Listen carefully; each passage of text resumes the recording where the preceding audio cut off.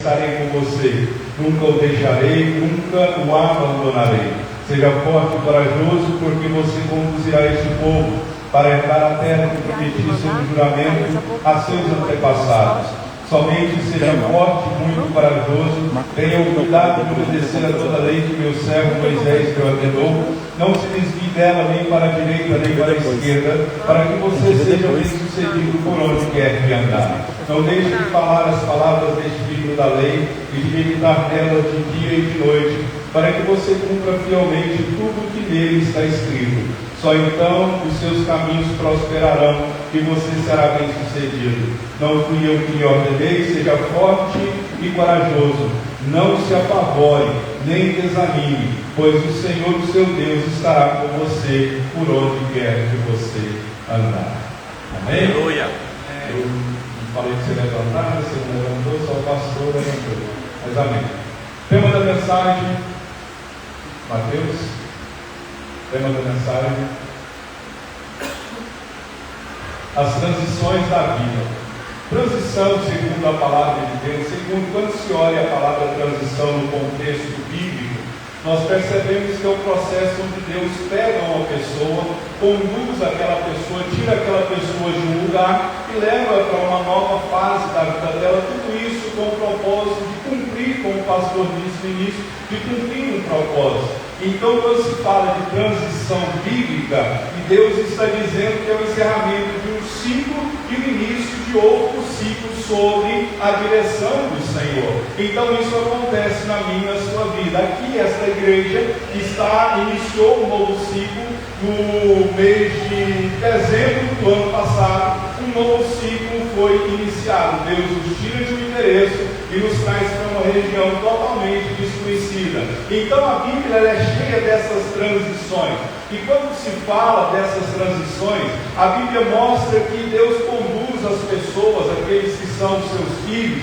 A palavra do Senhor diz que Deus leva essas pessoas de uma estação para outra. É um novo ciclo é um ciclo que termina para iniciar-se outro. Nós podemos olhar para a palavra onde Deus tira Abraão de Ur dos caldeus e leva para Canaã. Deus tira José da prisão e coloca José sob o governo. Deus aqui ele tira Israel do Egito, leva para o deserto, e do deserto Deus leva para a terra prometida. Deus ele tirou Davi onde ele estava por detrás das malhadas e leva ele para assentar no trono de Israel. Deus tirou os discípulos do anonimato e leva esses homens para o ministério. Então a gente percebe que em nenhum momento Deus deixa o seu povo parado. A vida espiritual ela é feita de movimentos. Esses movimentos são conduzidos pela vontade do Senhor. Olhe para mim, abaixa a temperatura desse ventilador aqui. Preste bastante atenção. É porque eu peço para baixar, porque aparece tudo aí na gravação. Aí você tem que desemar e ofertar para nós colocar ar-condicionado aqui. Agora você imagina o tamanho dessa sala para respirar ela, só milagre. Mas nós cremos no Deus do milagre. Não está quente hoje, hoje está até fresco. Hoje está fresco, graças a Deus. Então, a nossa vida, a gente percebe que em nenhum momento Deus deixa o povo de Deus parado, porque nós percebemos que a vida espiritual é feita de movimentos. Se a sua vida está estagnada, parada, alguma coisa está acontecendo e alguma coisa de errado está acontecendo. Porque quem serve ao Senhor pode ter certeza absoluta que todos os dias Deus vai fazer alguma coisa para movimentar a nossa vida. E quando nós ficamos parados demais em uma situação, em um lugar, em um sentimento, que às vezes a gente nem quer sair, você pode ter certeza absoluta que quando você não quer sair, Deus vai empurrar você para você sair. Porque não existe crescimento se não houver movimentação na sua vida. Então, se você quer crescer, é necessário você se movimentar. Então, a vida espiritual é feita de movimentos que são conduzidos pela vontade do Senhor. E o livro de Josué começa exatamente dessa forma, um momento de transição, porque durante anos Israel eles viveram sob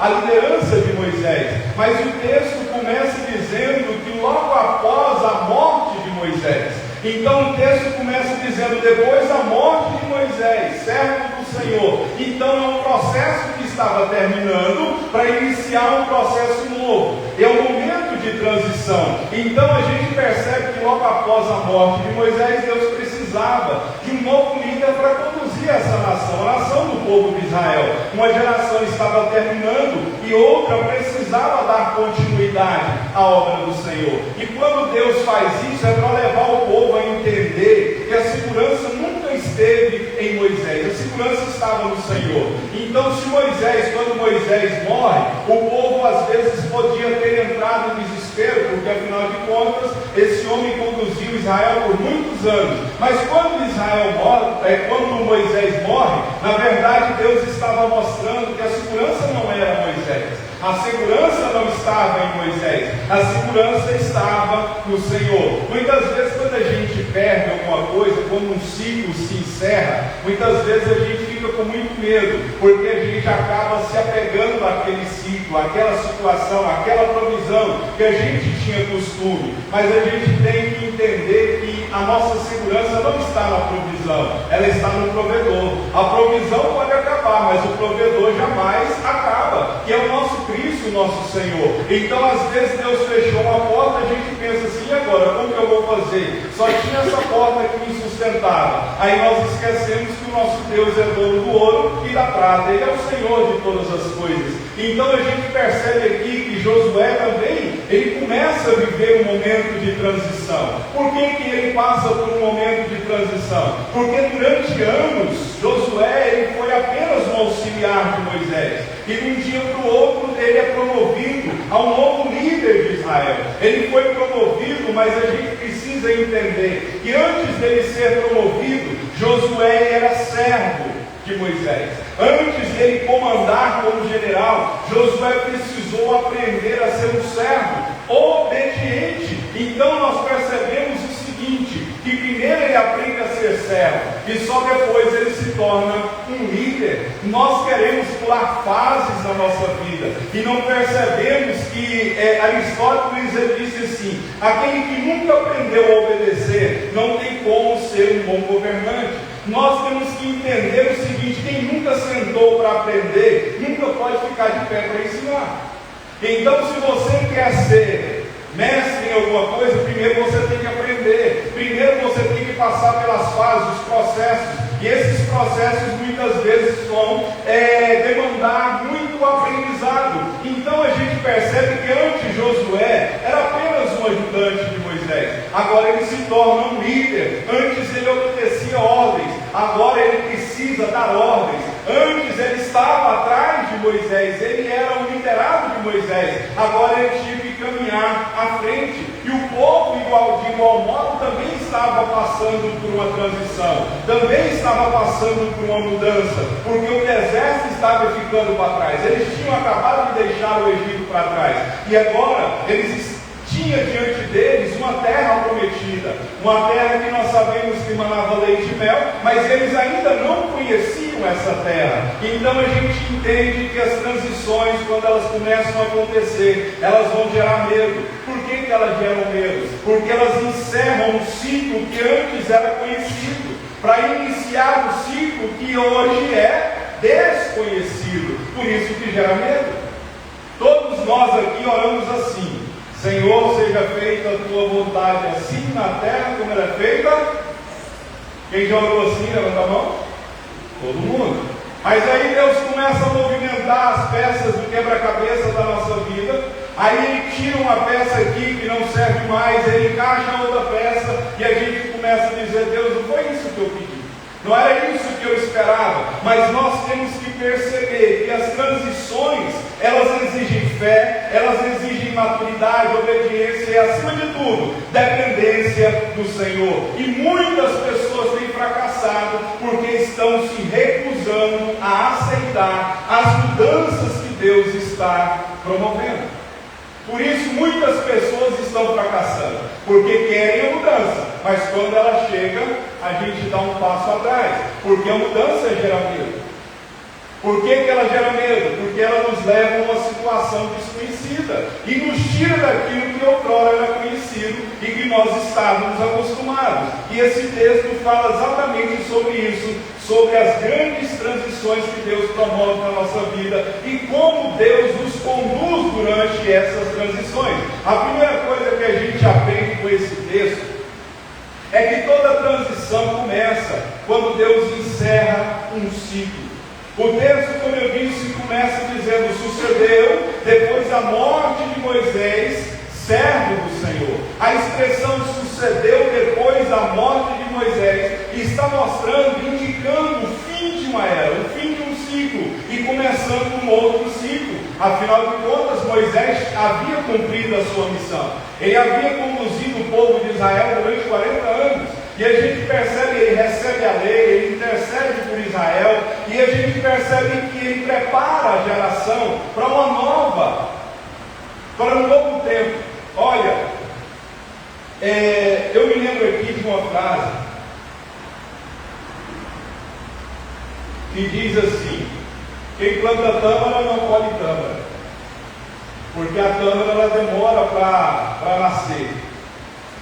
Tanto é que hoje tem mais tecnologia genética para mudar a semente, mas pelo que eu estudei antigamente, quem plantava a tâmara não comia da tâmara. O que eu estou querendo dizer com isso? O que Deus está querendo dizer com isso? Algumas coisas na minha e na sua vida que nós fizemos para Deus ou para alguém, nós nunca veremos acontecer. Por quê? Vai ser através de outra pessoa. Às vezes eu oro por você e você vai embora, nunca mais eu te vejo. Eu não vejo o que Deus fez na sua vida, mas alguém lá na frente vai ver e vai perceber o Deus que fez alguma coisa sobre a sua vida. Então, a gente entende que o texto mostra que os servos de Deus, eles são passageiros, mas a obra de Deus continua. Afinal de contas, o servo de Deus, ele havia morrido, que era Moisés, mas apesar da morte do servo do Senhor, o nosso Deus, ele continuava governando. Moisés estava morto, mas o Senhor continuava no trono. Então, queridos, Deus sepulta os seus obreiros, mas a obra continua. O dia que eu morrer, a obra vai continuar. O dia que você morrer, a obra vai continuar. Porque Deus sepulta os seus obreiros, mas a obra do Senhor, ela continua. E Neemias disse: eu estou fazendo a grande obra, eu não posso parar. Então Israel precisava compreender que os homens passam, mas Deus permanece. Um ciclo havia se encerrado através de Moisés, mas outro estava começando através de Josué. Então a gente percebe que muitas vezes Deus, ele fecha uma porta, é porque ele deseja abrir outra porta. O fim do ministério de Moisés, na verdade, marcou o início de uma nova era, de um novo tempo. Então a gente entende que o que parece perda muitas vezes para nós é Deus preparando um propósito maior. Às vezes uma porta para você fechou, uma porta que você estava acostumado, você se desesperou, e Deus está dizendo: olha, essa perda que você acha que não tem mais jeito, é porque eu fechei para abrir uma porta ainda maior, como o pastor bem disse. Deus é poderoso para fazer infinitamente mais do que nós pedimos e do que nós pensamos. Então não se desespere se uma porta fechou, se um ciclo se encerrou. É que Deus quer abrir algo novo, algo maior e melhor para você na sua vida. Então existem fases que precisam terminar, para que outras possam começar. Só que nós não queremos que isso aconteça, porque as transições normalmente elas acontecem quando há uma despedida. Não há como você viver o novo sem se despedir da coisa velha. Tanto é que o apóstolo Paulo diz: se você está em Cristo, você é a nova criatura, as coisas velhas se passaram, eis que tudo se fez novo. Jesus disse que nós não podemos remendar pano novo e trapo velho. Nós queremos coisas novas, mas nós estamos apegados às coisas velhas, antigas, situações, pessoas, lugares, sentimentos antigos, e Deus está preparando coisas novas. Então, antes de iniciar um ciclo novo, muitas vezes Deus tem que encerrar o ciclo anterior. Algo tem que ser deixado para trás. Porque quando Deus quer fazer uma mudança, algo tem que ser deixado para trás.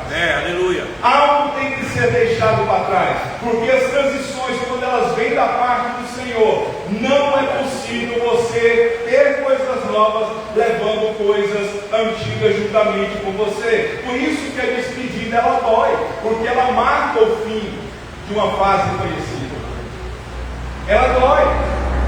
Se você disser que não dói uma despedida, você está mentindo. Então, queridos, toda despedida dói porque marca o fim de uma fase que é conhecida por você. Então eu quero deixar aqui um conselho para você: insistir em uma etapa que já foi encerrada por Deus é resistir à direção de Deus.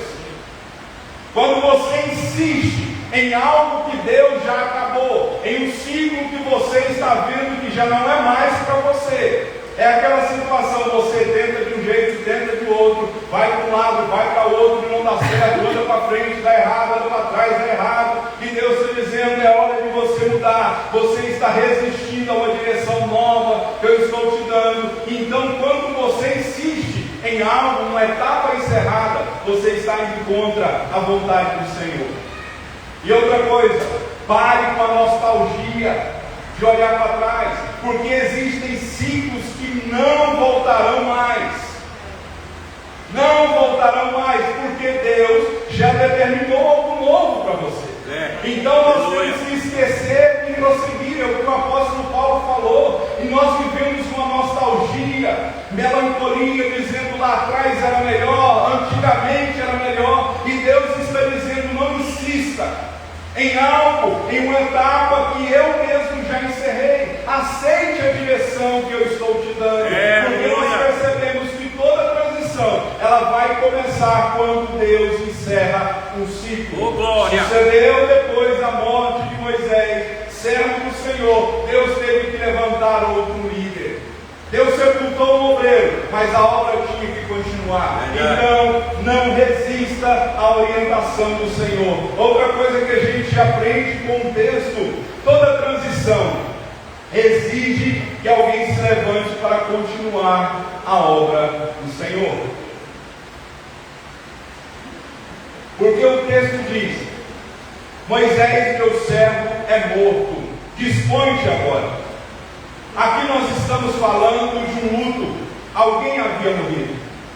E essa pessoa que morreu não era um qualquer, não era um Zé Ninguém, não era um homem qualquer, era Moisés. O homem que falava com Deus face a face. O homem que sobe e recebe as tábuas da lei. Quando ele desce, seu rosto era resplandecente, de tal forma que ele teve que cobrir o seu rosto. Não era qualquer um, era Moisés. Nós estamos falando aqui de um luto.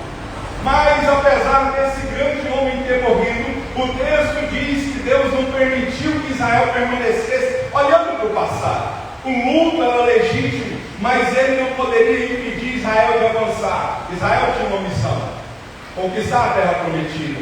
Por isso, a primeira palavra que Deus dirige a Josué foi um chamado à ação. Dispõe-te agora, é agora. Deus não permitiu que Israel ficasse lamentando demais o luto, porque se eles ficassem por muito tempo lamentando o que se foi, o que se perdeu, eles ficariam estagnados. Tem gente que está estagnada porque está lamentando, e Deus está dizendo: é agora. Não há espaço para você ficar parado, inerte, é agora.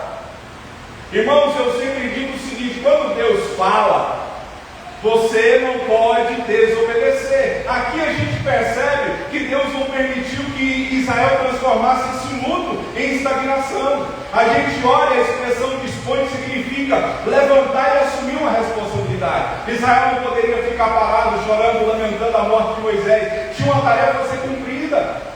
Nós muitas vezes somos mestres em arrumar desculpa para obedecer aquilo que Deus está falando ao nosso coração. E aqui o texto diz: Moisés, meu servo, é morto, dispõe-te agora. Não tinha espaço para ficar parado, para ficar lamentando. Não, Deus está dizendo: tem um alvo, esse alvo é a terra prometida. E quantas vezes nós ficamos lamentando o que se foi, estagnados, chorando, lamuriando.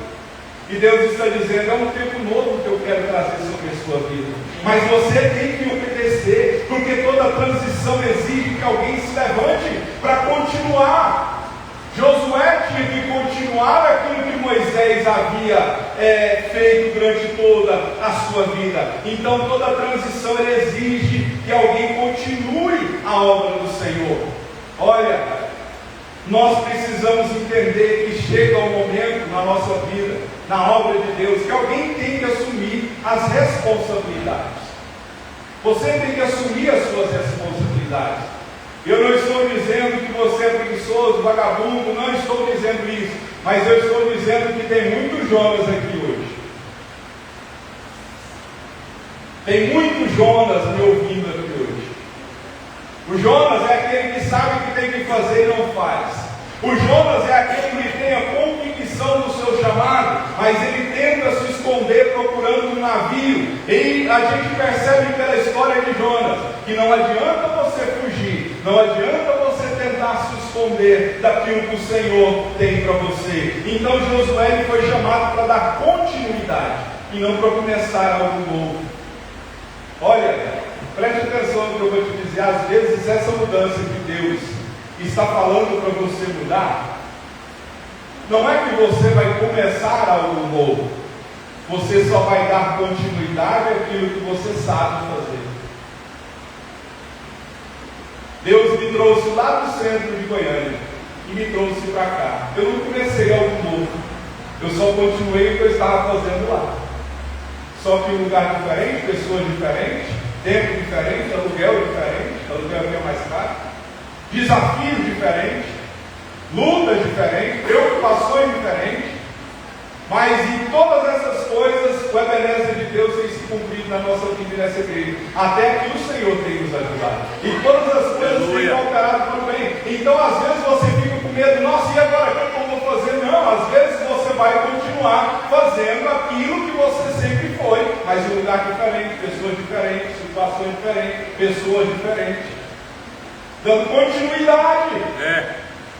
Amém? Então a gente percebe que Deus nos chama a deixar a posição de espectadores para assumir responsabilidade. Quem é o espectador? É aquele que só fica ouvindo, é aquele que só fica sentado vendo, aí passou no chão, vê o copo no chão cair, não pega o copo no chão e não leva para o lixo. Vê um irmão diferente chegando à igreja e fala assim: esse rosto eu nunca vi. Não vai lá e não cumprimenta o irmão. É você ser espectador, é você ver que nós estamos fazendo obra, precisando de recursos, precisando de dinheiro. Aí Deus te abençoa financeiramente, você guarda dinheiro para você, e Deus falando para você: esse dinheiro aí eu dei para você, mas está sobrando um pouquinho, é para você ajudar na obra do Senhor. Então a gente entende que muitos desejam ver a obra avançar, mas poucos se dispõem. Poucos se dispõem.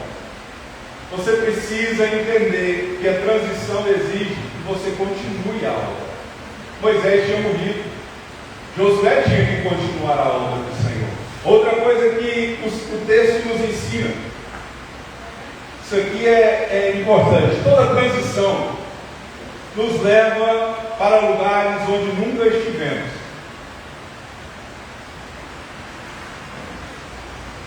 Verso 2. A parte B: passa este Jordão, tu e todo este povo, à terra que eu dou aos filhos de Israel. 40 anos esse povo caminha, 430 anos antes escravos. Agora Deus liberta esse povo. Após 40 anos no deserto, o povo ia pisar em uma terra completamente nova, um lugar novo. E esse lugar não era um lugar qualquer. Se eu não me engano, Êxodo diz que lá era uma terra que emanava leite e mel. E a Bíblia diz que um cacho de uva foi necessário 2 homens para carregar. Era uma terra farta, e até hoje é uma terra farta. Uma pequena extensão no mapa, quando você olha no mapa, Israel é pequeno, mas ele é desejado, almejado pelo mundo inteiro. Então a gente percebe que eles iriam pisar em um lugar completamente novo. Só que à frente deles tinha o Jordão, o Rio Jordão. Esse rio representa a fronteira entre o antigo ciclo e o novo tempo. Só que ninguém atravessa para uma nova fase da vida permanecendo do mesmo lado do rio. Se você e eu queremos alcançar alguma coisa, é necessário nós atravessarmos para o outro lado do rio da vida. E tudo que eles iam encontrar a partir daquele momento era novo. Era novo. Irmãos, quando você aceita a orientação do Senhor, vão vir coisas novas. Eles tinham que enfrentar novos desafios, novas batalhas, novas experiências com Deus, novas responsabilidades. Então, queridos, as maiores obras de Deus, elas começam na minha e na sua vida, quando nós saímos daquilo que é conhecido. A mente humana, ela gosta de racionalidade, ela gosta de entender, não é? Ela gosta de saber por quê, ela gosta de saber quando, ela gosta de saber onde, ela gosta de saber como. É ou não é verdade? Não é? Quando eu mudei, eu fiquei muitos anos no centro, sabendo que o meu tempo já era finito naquele lugar, mas porque eu fiquei parado naquele lugar e não quis sair de um lugar conhecido para um lugar desconhecido, porque sempre eu olhava: Deus, aqui está tudo bom, olha Deus, está arrumadinha a sala,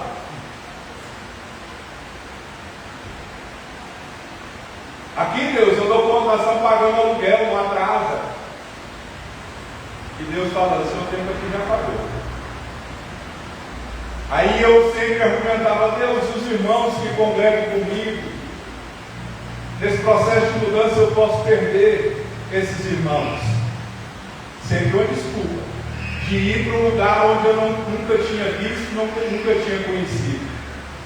Sabe o que aconteceu? Os membros antigos foram tirados um após o outro. Todo dia um mandava uma mensagem, eu chegava em mim e falava: ó pastor, estou indo embora, ó pastor, vou mudar de igreja, por causa disso, por causa disso. Não foi briga, não foi contenda, não foi divisão, nada. Foi tempo de cada um na vida de cada um. Chegou um dia no culto, que estava eu, Mateus, não sei se a Isabel, a esposa, não estava, né, Isabel? Minha esposa, minha filha e mais uns 2 ou 3 do culto. E eu peguei naquele dia, eu falei assim: hoje é o último culto que nós vamos fazer aqui neste igreja, nós vamos mudar. E virei para o meu filho Mateus assim: ao término pode começar a desmontar as coisas. Ele esperou eu terminar de falar. Já saiu desmontando bateria, eu até brinquei com ele: espero que nunca acabar primeiro. E nós estamos aqui, novo desafio, lugar maior, amplo, espaçoso, mas com muitos problemas, que nós estamos arrumando aos poucos. Então a gente percebe que as maiores coisas da nossa vida, elas vão começar quando nós saímos daquilo que é conhecido. É a chamada zona de conforto. Aí eu vi um rapaz falando, ele é desses comediantes de stand-up, ele diz assim: todo mundo fala para sair da zona de conforto. Por que eu vou sair da zona de conforto se a palavra diz conforto? Eu quero ficar no conforto. Faz um pouco de sentido, não faz? Mas quando a nossa vida, lembra do que eu falei no início, quando a nossa vida está acomodada demais, estagnada demais, isso nos impede de crescer. Sabe o que é zona de conforto? É um estado de insatisfação, porém de comodismo. Eu estou insatisfeito, mas eu estou acomodado. Então a gente entende que Deus, Ele quer nos levar para lugar que nós não conhecemos. Se você olhar para a pesca maravilhosa, Pedro, ele pesca onde ele sabia. Conhecia vento, conhecia mar, conhecia onda, conhecia maré, conhecia tudo. Não pega nada. Jesus aparece para ele e diz assim: Pedro, vai para as águas profundas. Mestre, eu pesquei a noite inteira. Sabe o que Pedro estava querendo dizer para Jesus? Jesus, o senhor é carpinteiro, né? Eu sou pescador. O senhor está querendo dar palpite no meu trabalho? O senhor está querendo ensinar o padre a rezar a missa? Não é? Mas porque o senhor falou, eu vou lá de novo. Jogou a rede, veio tanto peixe que ele não deu conta de puxar a rede. É isso que acontece. Quando você entende a transição de Deus, ela vai te levar para um lugar onde você nunca esteve. Pessoas que você nunca conviveu. Olha, e a mudança foi tão grande aqui, que uma das minhas dificuldades que eu sempre tive foi carregar o fardo das minhas costas. Mudei para cá, Deus trouxe o Luiz Fernando. Fala amém, Luiz Fernando. Amém. e a Renata, que eu já conhecia há muito tempo. Nesse período de transição que eles estavam passando, eles também estavam passando. A igreja que eles congregavam mudou lá por Urias, né, pastor? Mudou lá por Urias, e para eles irem estava muito longe. Eles moram aqui na região do Garabé, estava muito longe. E eles estavam meio perdidos no negócio. Aí eles vieram, comentaram comigo e falaram: fica aqui, vamos, se vocês quiserem ficar aqui por um tempo até eu achar uma igreja. Eles: não, pastor, nós viemos para ficar. Ficaram. Através desse casal veio o pastor Zé Marco e a sua esposa, e hoje o pastor Zé Marco está aqui me ajudando. Você viu a palavra maravilhosa que ele trouxe aqui? Já tirou um pouco do peso. Tem o pastor Luciano, ele não veio hoje, está bem? Tá? O pastor Luciano está trabalhando muito e ele está muito cansado, está sendo muito puxado para ele. É por isso que você não está vendo ele muito tempo, muitas vezes. Então, a mudança trouxe pessoas novas. Trouxe o irmão Eudes, ele ficou aqui, ficou 2 meses, né, pastor? Ele ficou aqui 2 meses, né? Esses 2 meses, sabe o que ele fez? Isso aqui foi ele que patrocinou. Não sei nem se eu podia falar, mas foi ele que fez. A gente tem que dar honra a quem merece honra. Então, a gente entende que quando Deus faz uma transição, Ele leva para o lugar onde a gente nunca teve, com pessoas que a gente nunca conheceu. A gente tem que aceitar tudo isso. Amém? Quero acabar um pouco? 8h30. Estou acabando. Toda transição exige confiança nas promessas de Deus. Porque o texto diz assim: ninguém poderá resistir a você todos os dias da sua vida, assim como estive com Moisés, estarei com você. Não deixarei nem o abandonarei. Deus chama Moisés de Josué. E depois que Deus chama Josué, Deus fortalece Josué com uma promessa. Qual foi a promessa? Ninguém vai te resistir. Assim como eu estive com Moisés, eu vou estar com você. Eu não vou deixar você e nem vou abandonar você. Porque a transição traria desafios que Josué não estava acostumado. Porque a gente olha o texto, a promessa é: ninguém poderá resistir a você. Não significa que Josué ia ter ausência de guerra, de problema, porque o livro de Josué mostra inúmeras guerras, cidades fortes e fortes inimigos. Mas Deus vira para esse homem e diz: como eu fui com Moisés, eu vou ser com você. Então, nós percebemos que o mesmo Deus que foi com Moisés, que foi com Josué, é o mesmo Deus que eu prego hoje. É o mesmo Deus que está comigo e que está com você, aleluia, neste exato momento e durante essa semana. Viu, Mateus? O Mateus da Isabel. Porque tem o Mateus, meu filho, e o Mateus da minha doutora dentista. Deus vai com você durante essa semana. Você tem muitos desafios que afligem e preocupam muito o seu coração. Mas Deus manda dizer para você: antes de você ir, eu já fui na sua frente.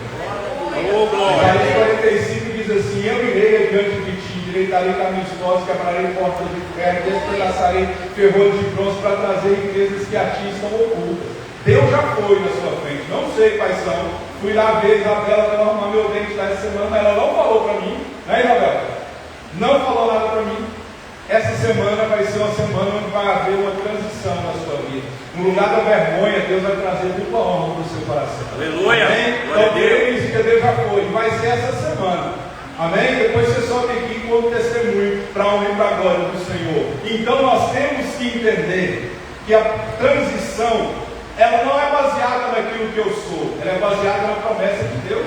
É verdade, aleluia. Porque se eu confio em mim mesmo para mudar de lá para cá, já tinha fechado. Verdade. Se eu confio em mim mesmo para viver segundo a obra, dependendo somente, única e exclusivamente do Senhor, se eu confiasse em mim mesmo, eu estava passando fome.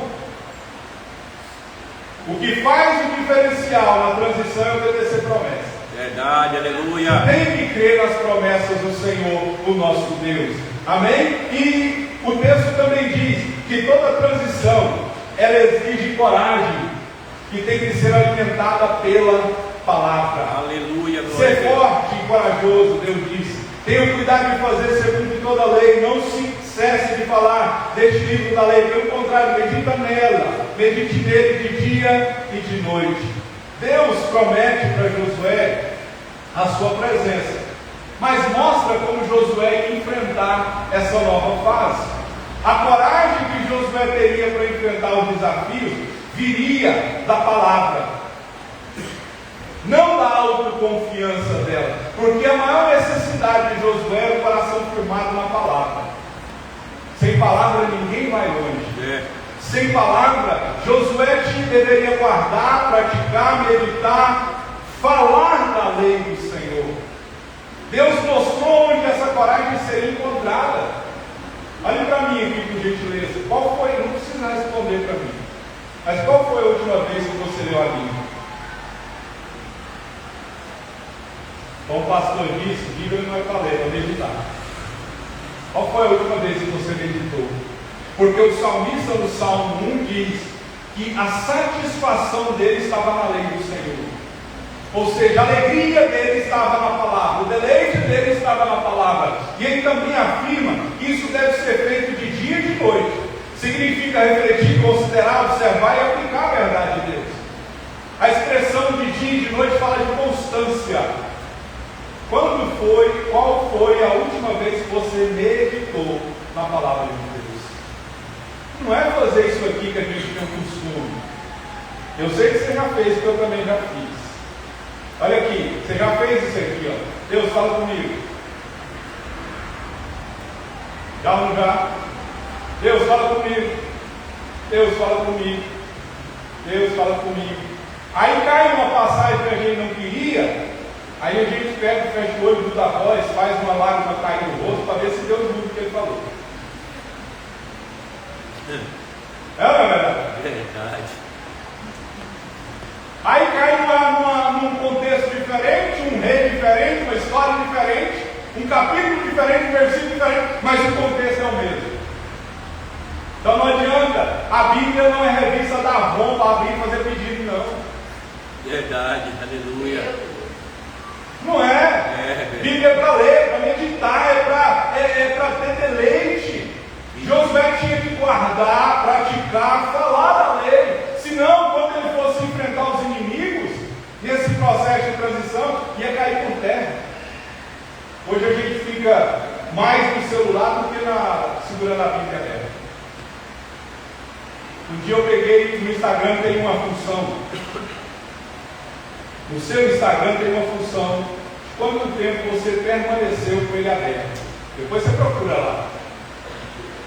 Você vai se assustar, eu me assustei. Você vai ver que horas são perdidas. Vendo vídeos, vendo algumas notícias, alguma coisa que alegra a nossa alma rapidamente. Você sabia que a gente está até com dificuldade de assistir um filme, um documentário? Sabe por quê? Porque a gente tem informação rápida. Nosso cérebro foi acostumado com coisas rápidas. Aí você quer ver um filme, logo dorme, não consegue assistir o capítulo todo. Ou assiste a série tudo, mas a Bíblia está sendo deixada de lado. Sabe a história da mulher que eu já contei aqui? O pastor foi na casa de um casal, foi jantar. É só nessa história, porque ninguém me chama para jantar. Só quer que eu chamo, né, para jantar lá em casa. Ninguém me chama. A minha esposa vai lançar na cabeça. Ela está falando assim, fica na palavra, fica na palavra.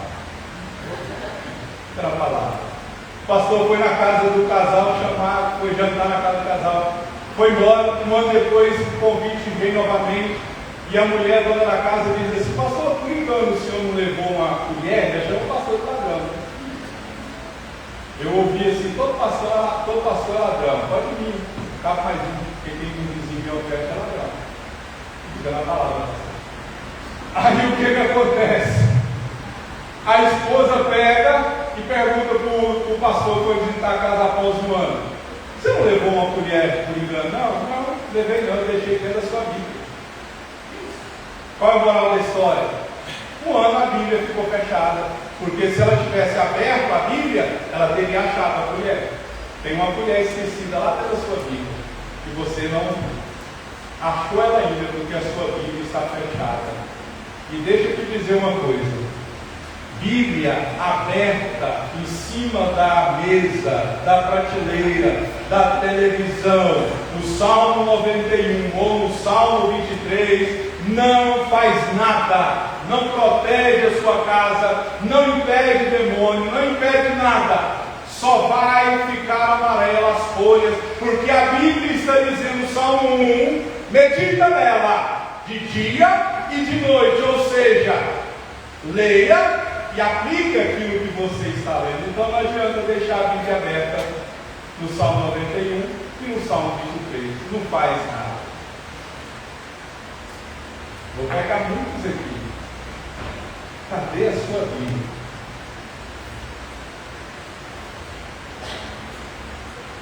Cadê a sua Bíblia?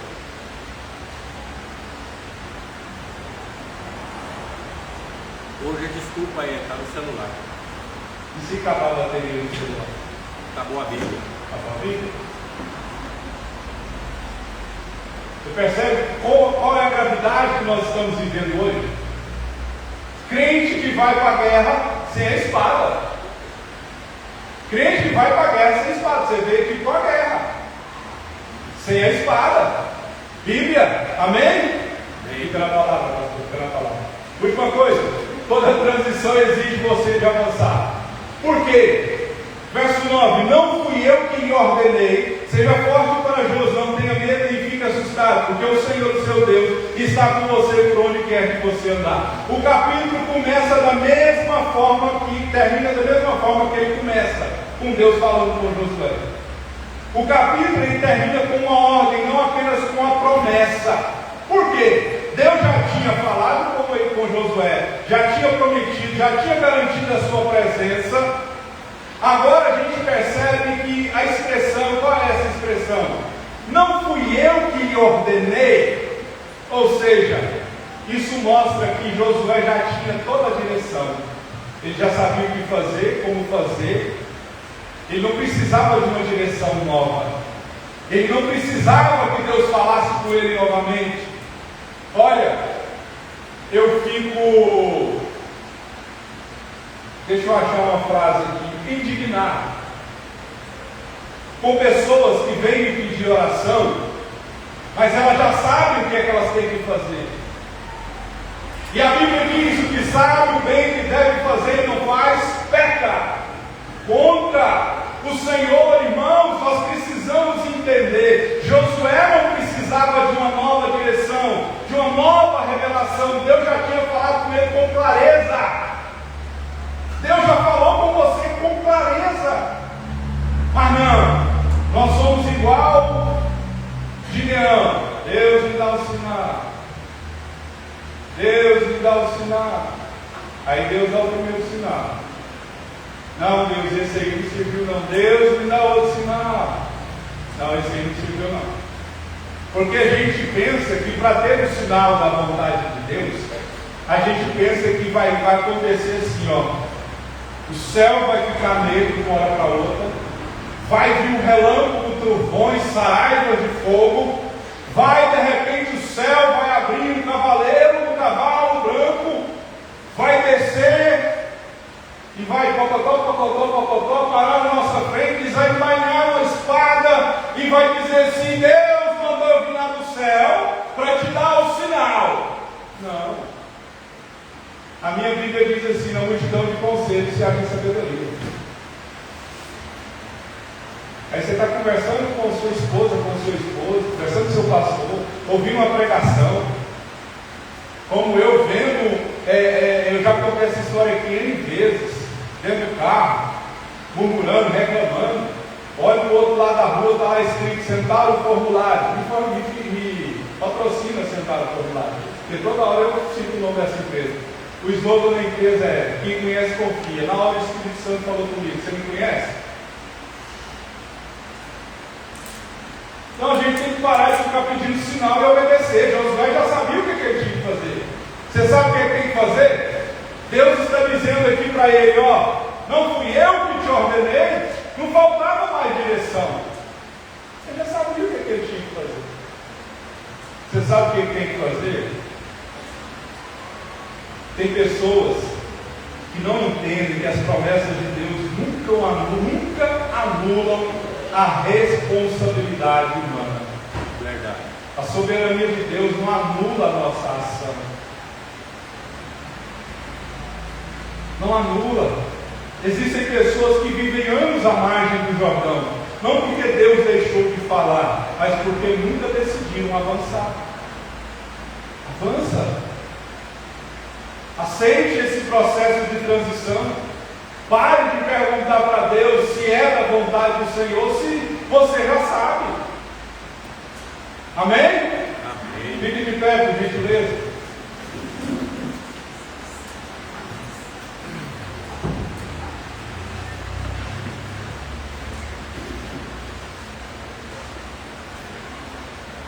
Culto da palavra na quarta. Amém. Quarta-feira nós temos culto. Nós estamos com culto todas as quartas às 19 horas. Não, 20. Às 20 horas. Amém? É uma oportunidade de você ser edificado com a palavra. Amém? Então nós temos culto quarta e domingo. Nós vamos orar. E nós vamos pedir ao Senhor que nos ajude nesse processo de transição que Ele está levando você a passar.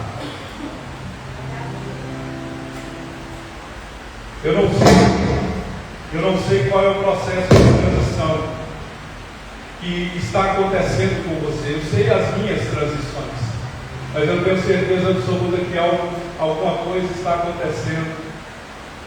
Deus está movimentando, querendo movimentar a sua vida. Não resista. Amém? Pai, aqui estamos diante do Senhor, crendo que, ó Deus, mudanças elas são extremamente necessárias. Nós olhamos, ó Deus, para a história da palavra que nós lemos, que o Senhor, ó Deus, encerrou um ciclo para iniciar outro. Moisés havia morrido, seu obreiro havia sido sepultado, mas a obra do Senhor deveria continuar. Josué foi chamado, Josué foi escolhido, e ele, ó Deus, não poderia ficar lamentando demais, murmurando demais, estagnado naquela situação. Era hora dele caminhar, era hora dele assumir a responsabilidade, ó Deus, que estava sobre ele. Ele tinha que avançar. Ó Deus, e quando falamos de avançar, ó Deus, muitas vezes essa transição nos leva para um lugar onde nós nunca, ó Deus, estivemos. Ó Deus, e nós pensamos, como que eu vou fazer lá, nesse lugar que eu nunca estive? Deus, o Senhor chamou Josué, não foi para começar algo novo, mas foi para dar continuidade àquilo que Josué, ó Deus, que Moisés estavam fazendo. Quantas vezes, ó Deus, nós estamos, ó Deus, com medo dessas mudanças, porque nós deixamos, ó Deus, as promessas cair no esquecimento, e não, ó Deus, avançamos uma promessa que o Senhor tem para nós. É necessário desprendimento, porque a tua palavra diz que aquele que lança a mão no arado, se ele olhar para trás, ele não é apto do reino do Senhor. Quantos de nós, ó Deus, estamos apegados a, ó Deus, ciclos que já não, ó Deus, frutificam mais?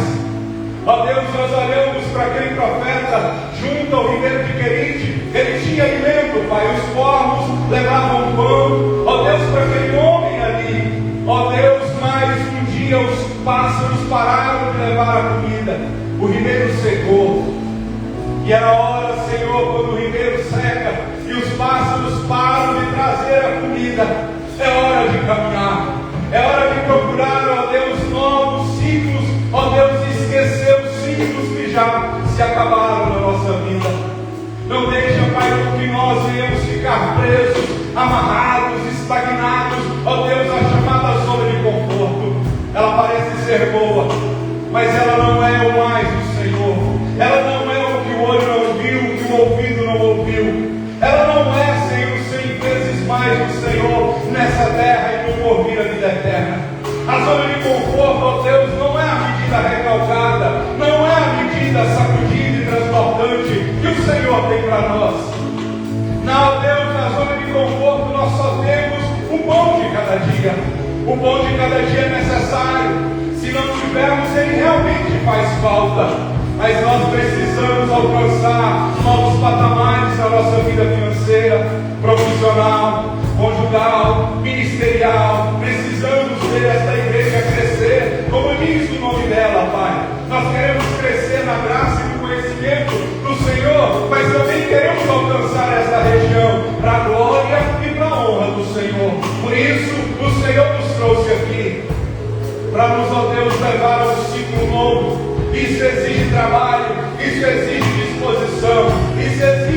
edificação exige recursos.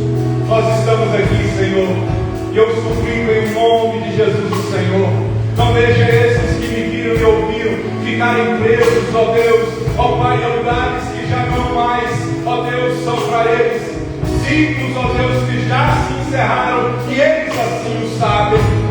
Por muito tempo eu fiquei lá no centro, Senhor, sendo que eu já sabia que tinha que ter saído de lá, mas por medo, omissão, desobediência, eu insisti. Oh Deus, o quanto eu sofri. Mas hoje o Senhor me tirou daquele lugar. Um ciclo foi encerrado e outro, ó Deus, se iniciou neste lugar. Eu já posso ver a mão do Senhor nos abençoando neste lugar. Eu já posso ver, Senhor, o Senhor iniciando uma grande obra neste lugar. Ainda somos poucos, pequenos, mas, ó Deus, nós vamos continuar. Ó Deus, porque o Senhor não faz mudança simplesmente por uma casa. Era necessário, ó Deus, Josué assumir a responsabilidade. Ele já sabia o que ele tinha que fazer. Deus está dizendo para você essa noite: pare de orar e comece a agir. Ramanda vai a beca, lavaçu e antecar. Pare de orar e comece a agir de acordo com aquilo que eu já falei ao seu coração. Pare de me pedir sinais, diz o Senhor, sendo que eu, Senhor, já te dei os sinais necessários e bastante para que tu pudesse andar e caminhar segundo a minha vontade. Deus manda te dizer nesta noite que é para você parar de se lamentar e parar de ficar olhando para trás e prosseguir. Porque o nome do Senhor só vai ser glorificado quando você atravessar o seu Jordão. Quando você passar para outra margem do rio, aí sim você viverá os 100 vezes mais do Senhor. E o nome do Senhor será glorificado. Eu oro, Pai, e peço que o Senhor dê fé, dê coragem, dê ousadia a esse homem e a essa mulher, para que eles possam, ó Deus, caminhar no nome de Jesus. Aleluia!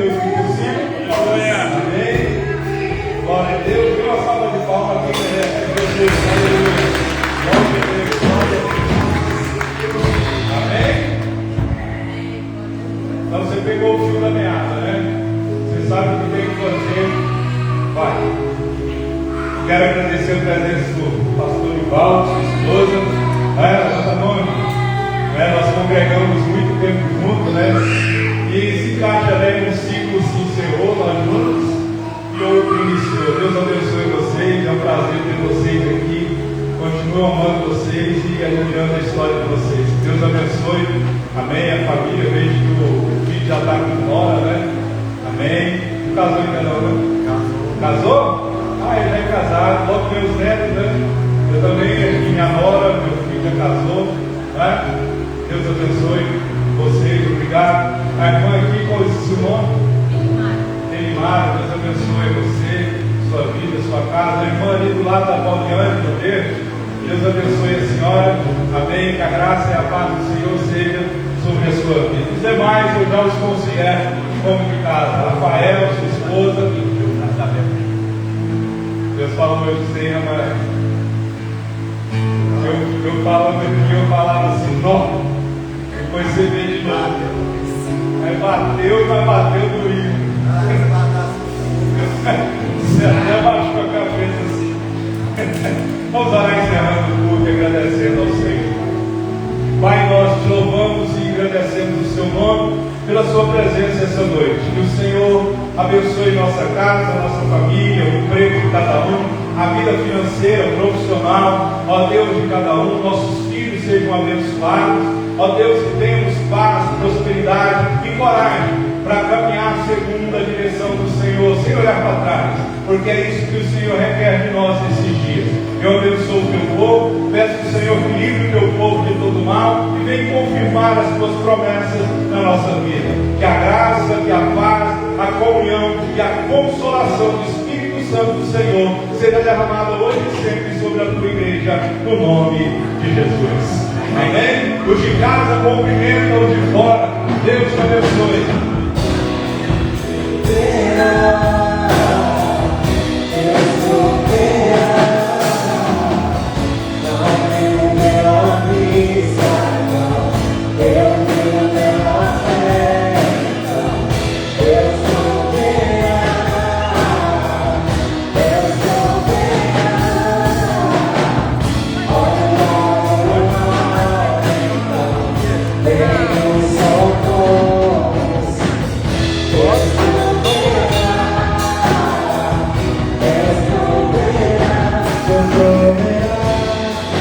Quando a gente faria falta, quando minha força se revolta, Deus proverá.